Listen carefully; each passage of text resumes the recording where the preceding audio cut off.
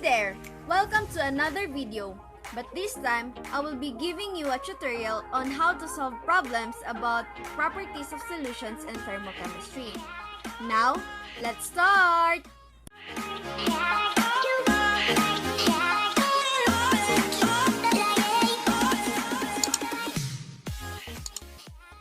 There are many ways to express concentration. I will now teach you one way of expressing it. One way to express concentration is mole fraction. Mole fraction is a unit of concentration defined to be equal to the number of moles of a component divided by the total of numbers of a solution. Because it is a ratio, mole fraction is a unitless expression. The mole fraction of all components of a solution, when added together, will be equal to 1. Here is the formula for mole fraction. As you can see in the formula, this one is the mole fraction. This one, on the other hand, is the amount of a constituent in moles, while this one is the total amount of all constituents in a mixture in moles. So here is an example of mole fraction. Suppose you dissolve 77 grams of carbon tetrachloride in 78 grams of acetone. What are the mole fractions of each compound in the solution? Resist the urge to divide the mass of carbon tetrachloride by that of acetone. Since they are almost the same, the result would be 0.5 for each compound, and that would give an incorrect result for acetone. First, you have to convert the masses to the number of moles of each compound. And to do that, you have to look up the atomic masses of each of the elements in the periodic table. The atomic mass of carbon is 12.0 and that of chlorine is 35.5. By solving the molar mass of carbon tetrachloride, we can now say that 1 mole of carbon tetrachloride weighs 154 grams. Given that we have 77 grams of carbon tetrachloride, thus 77 divided by 154 is equal to 0.5 moles. Next, noting that the atomic mass of hydrogen is 1 AMU and that of oxygen is 16 AMU, the molar mass of acetone is 58 grams. You have 78 grams, which now will result to 1.34 moles. Since we already found the moles of both carbon tetrachloride and acetone, that means the total number of moles in solution is 1.84. Now, you're ready to calculate mole fractions using the mole fraction equation. By using the formula I mentioned earlier, mole fraction of carbon tetrachloride will be 0.5 moles divided by 1.84 moles, which will equal to 0.27. Mole fraction of acetone, on the other hand, is 1.34 moles divided by 1.84 moles, which will be equal to 0.73. Let's proceed to the next topic. There are colligative properties of solution, namely vapor pressure lowering, freezing point depression, boiling point elevation, and osmotic pressure. For now, we will focus on boiling point elevation only. Boiling point elevation describes the phenomenon that the boiling point of a liquid will be higher when another compound is added, meaning that a solution has a higher boiling point than a pure solvent. This happens whenever a non-volatile solute, such as salt, is added to a pure solvent, such as water. The formula for boiling point elevation is as follows. As we can see here in this formula, T sub B is the change in boiling point, K sub B is the molar boiling point constant, which is already given, M is the molality of solution, and I is the Van Hoff factor. Let us now solve this basic example of boiling point elevation. 31.65 grams of sodium chloride is added to 220 ml of water at 34 degrees Celsius. How will this affect the boiling point of the water? Assume the sodium chloride completely dissociates in the water. Here is the solution.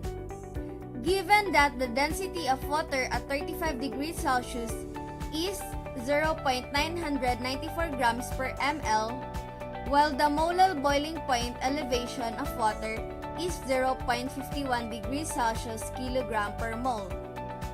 Always remember that the boiling point of water is constant in 0.51 degrees Celsius. Step 1. Calculate the molality of the sodium chloride.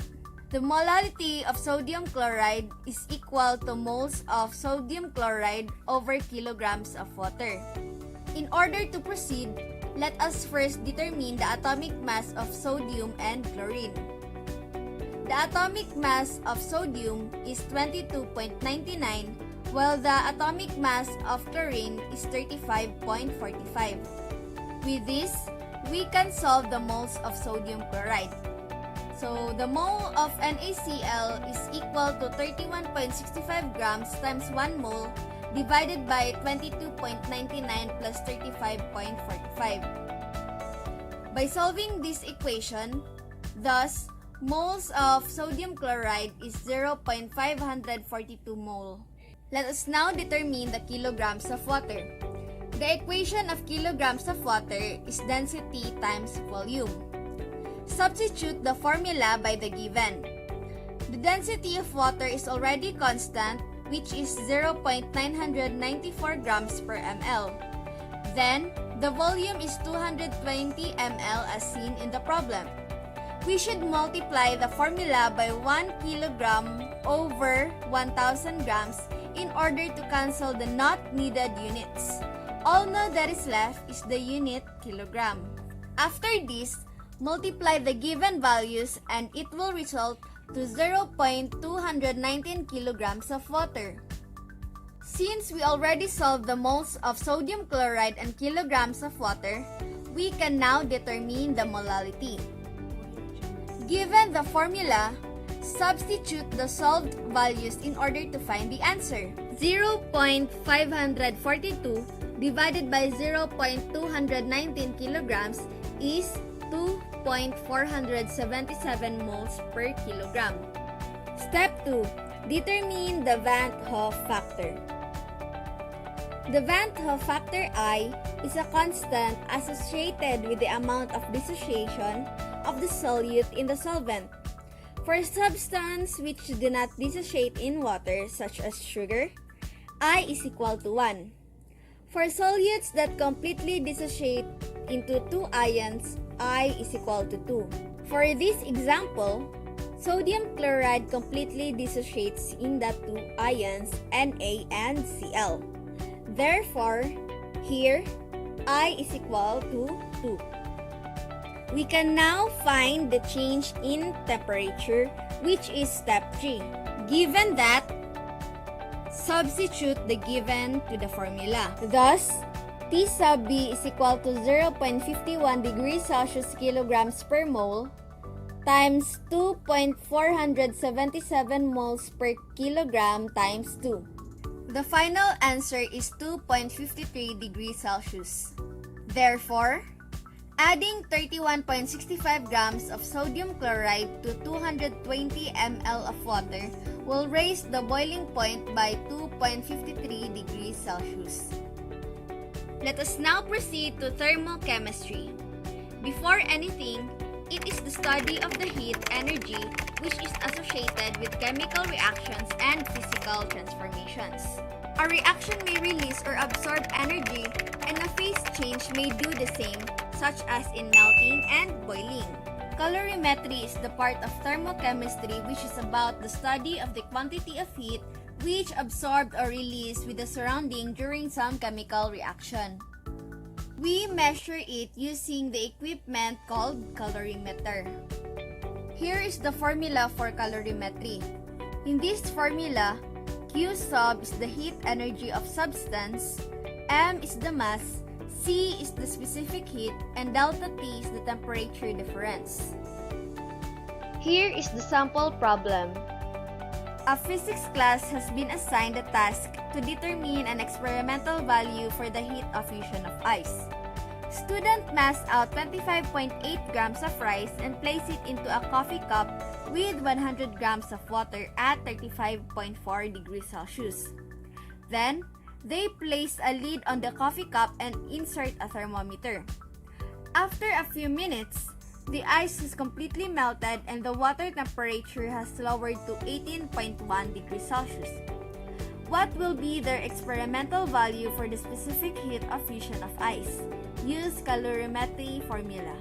The fundamental step for the solution to this problem is the recognition that the quantity of energy lost by the water when cooling is equal to the quantity of energy required to melt the ice.